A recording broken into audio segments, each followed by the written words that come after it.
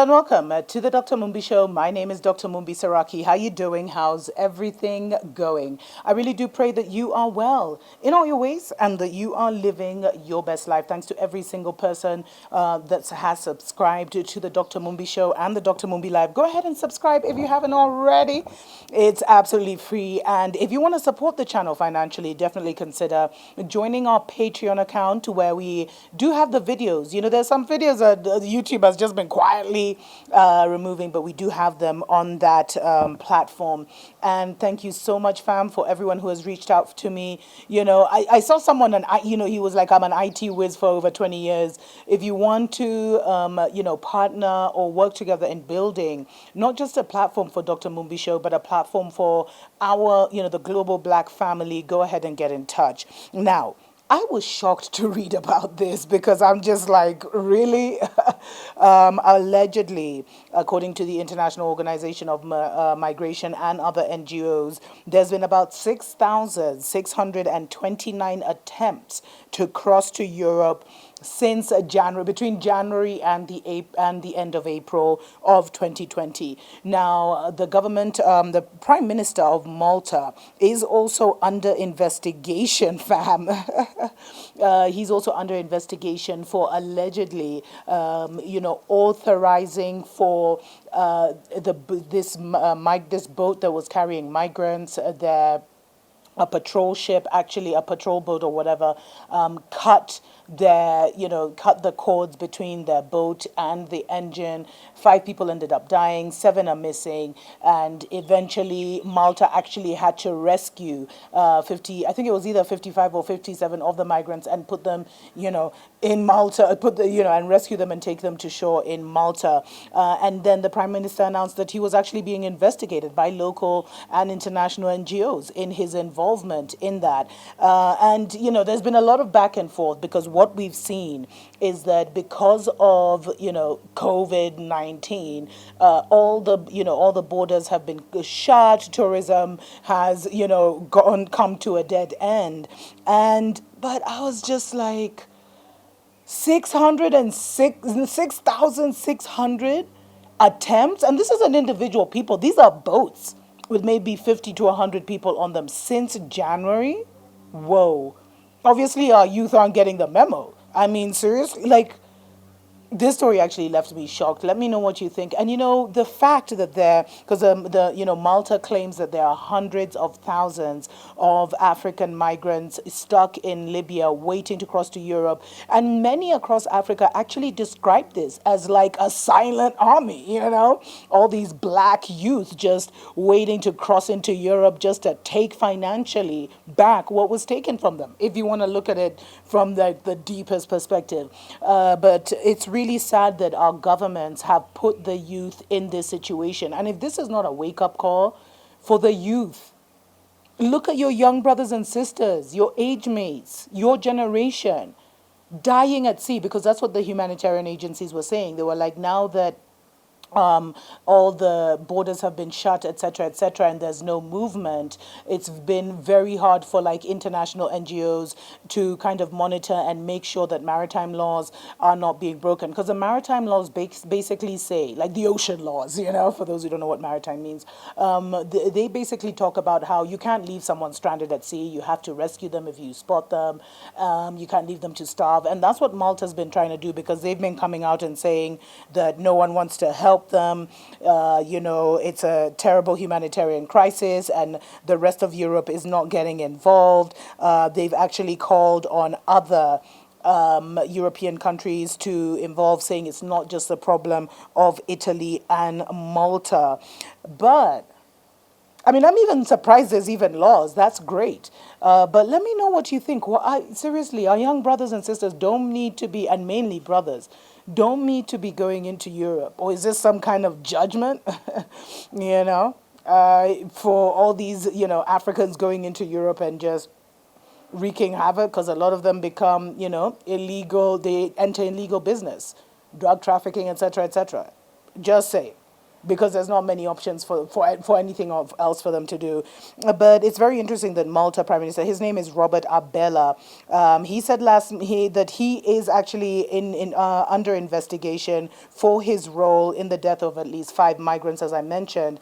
But he went on to say that, hundreds of thousands of people were in Libya waiting to cross the Mediterranean to Italy or Malta.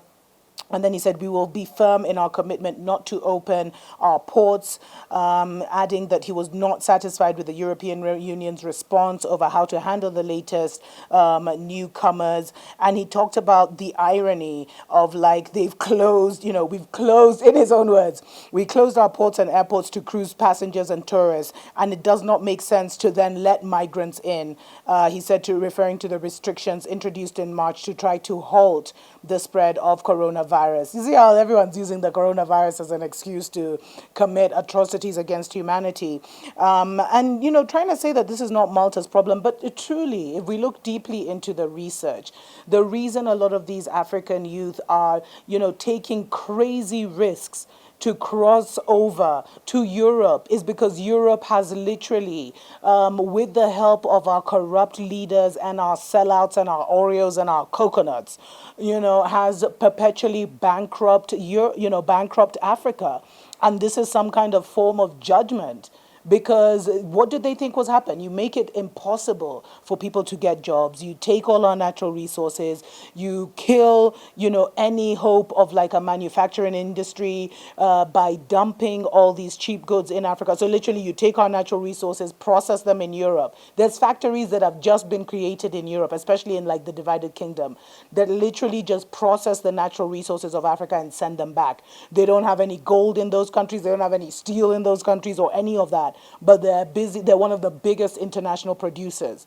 So why are people surprised then when the young people, they can't get jobs, their countries are broke, there's just poverty everywhere, and now everyone has a mobile phone, everyone can watch YouTube or whatever, and is seeing how lush or luxurious life is somewhere else, Why wouldn't they want to cross? So it's almost like Europe has created this problem for themselves. And until they allow Africa to run its own self, because Africa's going to rise anyway, with or without the approval of any nation or global entity. But this is the time where karma is coming back to many nations. But let me know what you think. It's still heartbreaking that a lot of our brothers and sisters still see the solution to their lives, the moving to Europe. I mean, that's the craziest brainwashing situation ever. Until next time. Mwah.